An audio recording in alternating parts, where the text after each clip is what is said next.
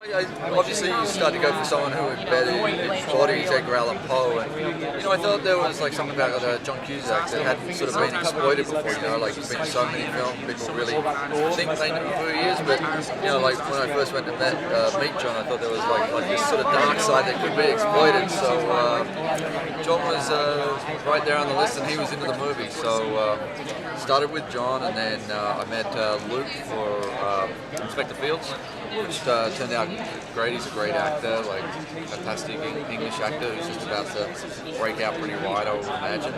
And then Alice Eve, she played Emily Hamilton, who plays the fiance who gets taken, who becomes the object of the chase or the thriller aspect of it. And then we also, who isn't here today, is Brendan Gleeson. He plays the father, who's quite a presence on set. So yeah, I was lucky. I got a really great cast. I was very happy with it. The first one that happens is Murders in the Rue Morgue. But what the killer does, each killing that he does, he puts a little twist on it. So he's always like sort of ramping it up a little bit. So it's Murders in the Rue Morgue, and then the next one he does after that is The Pit and the Pendulum. So he does a little twist to that, and then he starts sprinkling in different murders.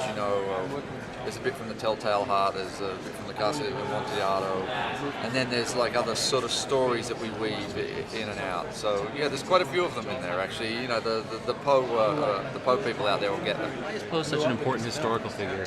I think that but the thing about Poe is he was like so far ahead of his time. He's like one of those guys one of those sort of genius level people, I guess, who don't really sort of get discovered in their time, but then they're really well respected after. Although Poe, I'd have to say, like in his time, like The Raven was written in his time, and so people knew those, and the Telltale Heart. So I think he had his finger on the zeitgeist of what was going on, but he could also project into the future and see where things were going. So he knew a lot about, or started to write about science fiction, started to write about detective fiction. So there was a whole bunch of stuff that he knew. It was the movie I wanted to do more than any other movie ever, because the script was original and brilliant, and it was about Edgar Allan Poe, who's just the originator of so many things in fiction and in form, in short story form, and in terms of the Alexandrian poem, the Raven, that kind of beat. I was just overwhelmed. Actually, I was overwhelmed. I was thrilled. I didn't actually work with Luke, but I was happy.